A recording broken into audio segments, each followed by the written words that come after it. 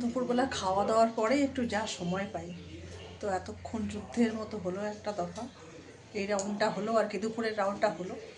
তবে আমার সকালের রাউন্ড আর দুপুরের রাউন্ডটাই একটু চাপ থাকে। রাতের রাউন্ডে আমি কোনো চাপ নেই না, একদম হালকা রাখি ওই সময়। কারণ এই সময়টা দুপুরের বেলাটা একটা তরকারি আমি করে রাখি রাত্রেবেলার জন্য, ওটাকে আর হাত দেওয়া হয় না। ওটা একদম রাত্রেবেলাই খাওয়া হবে, রুটি হোক ভাত হোক যে যা খাবে। আর এটা তো জানো, বাড়ির যতজন সদস্য সবার পছন্দ তো এক নয়। নিজের কথাই আমার নিজেরই, যেমন আমি নিজেই অত মাংস পছন্দ করি না। আমার বাচ্চাটা মেয়েটা একটু খায়, ওকে তো একটু করে দিতে হয়, রবিবার বলে কথা।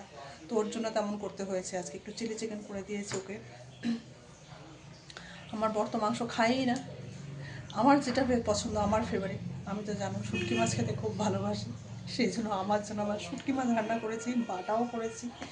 তবে এইসব করলে খাওয়াটা খুব ভালো হয় আর কি, যেটা দিয়ে মানে একটু দুমুটো খেতে পারি। যেন এগুলো আমার মানে খুবই পছন্দের। রুই কাতলা ভালো লাগে না, মাটন তো খাইই না। আর চিকেন গন্ধ লাগে, খেতে পারি না। কেউ রান্না করে দিলে তাও হয়তো একটা পিস খাবো, কিন্তু নিজের হাতে রান্না করলে একদম চিকেন খেতে পারি না আমি। ওই জন্য ওই মাংস ওইসবের প্রতি ঝোঁকটা নাই। হ্যাঁ, একটা জিনিসের প্রতি ঝোঁক নেশা, সেটা হচ্ছে শুটকি মাছটা খুবই খেতে ভালোবাসি। আর এটা আমার ঘরে একদম স্টক থাকে, সবসময় থাকে। কোনো কিছু হোক না হোক শুটকি মাছটা হবে। শনিবারটা নিরামিষ খাই, ওই দিনটা বাদ দিয়ে আর কি। তো খাওয়া দাওয়া করে তোমাদের সঙ্গে একটু গল্প করছি। আজকে আর খাওয়া দাওয়া দেখালাম না, ঝাল ঝাল করে খেয়েছি তো।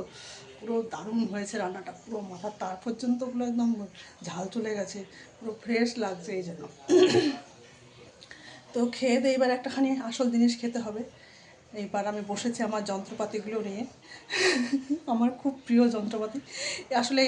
এটা তো আমার বাপের বাড়িতে আমার মাকে দেখেছি, আমার মার কাছে এরকম আছে সরঞ্জাম জিনিসপত্র। এগুলো ওখানে গেলে মার কাছে তো খুবই খাওয়া হয়, মা সাজিয়ে গুছিয়ে দেয়। আর এখানে এখানে আমাকে নিজেই গুছিয়ে খেতে হয় আর কি। তবে এটা আমার খুব, আমাকে দুবেলা মানে দুবেলা খাবার না দিলেও এই জিনিসটা কিন্তু আমার খেতে দাও আমাকে দারুণ লাগে।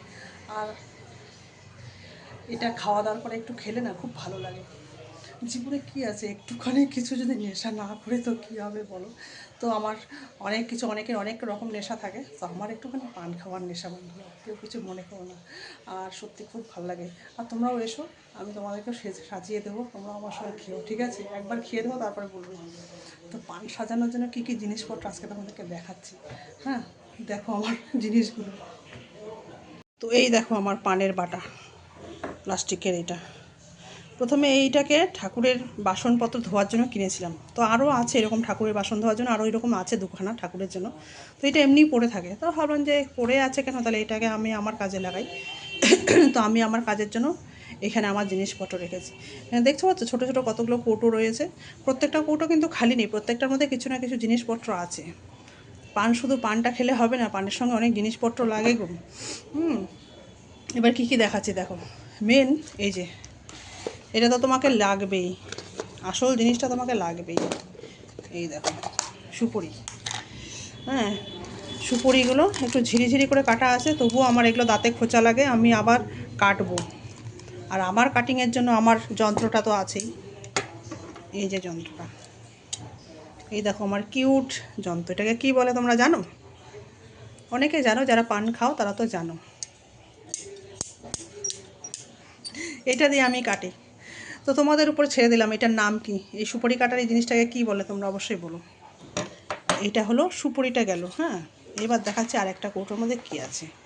এই দেখো, আমার বাড়িতে কেউ এলে বড়লেন ভেবে আবার এটাকে ঠোঁটে কেউ ডেলো না গো, একদম মুখ ফুক পুড়ে কিন্তু পুড়ে যাবে। দাঁড়াও খুলে দেখাচ্ছি। তো এটাকে কেউ বড়লিন ভেবে ঠোঁটে ডেলো না। হ্যাঁ, এই দেখো, এটা হচ্ছে এটার মধ্যে বড়লিনের কোটার মধ্যে আমি রাখি দই, মানে চুন, পান খাওয়ার জন্য চুন লাগে এটা। আর এই যে ছোট্ট কৌটাটার মধ্যে, এটার মধ্যে রেখেছি দেখো, এটার মধ্যে কী বলো তো, লাল লাল খয়ের।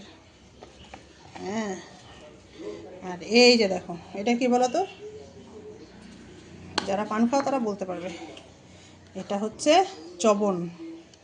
জর্দাটা আমি খাই না। আর সঙ্গে যেই মেন জিনিসটা সেটা তো লাগবে, সেটা হচ্ছে এই পান। মিঠা পাতাগুলো খুব দাম এখন, পানের খুব দাম। এক গ্রুস প্রাণ হচ্ছে পান নিচ্ছে 40 টাকা করে নিচ্ছে।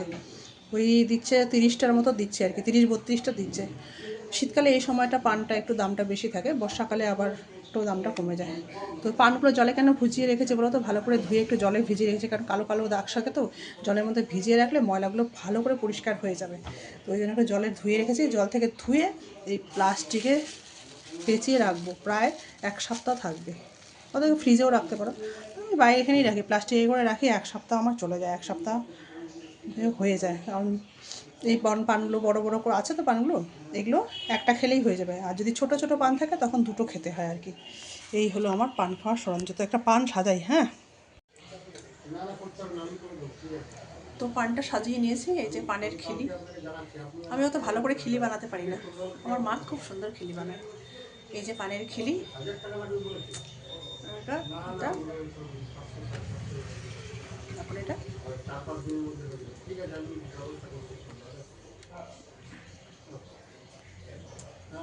মিঠা পাতা খুব নরম থাকে, পানটা খুব নরম, কিছুক্ষণ চিবোলে না না একদম মুখের সঙ্গে গলে যায় পানটা। আর যেটা বাংলা পাতা যদি খাও তাহলে একটু ছিবড়ে টাইপের বেরোয়। মিঠা পাতার কিন্তু দামগুলো একটু বেশি, এক একটা পাতা 2 টাকা করে। খাওয়া দাওয়ার পর একটু খেলে ভালো লাগে। কে খাবে? চলে এসো, আমি পান খিলি সাজাচ্ছি।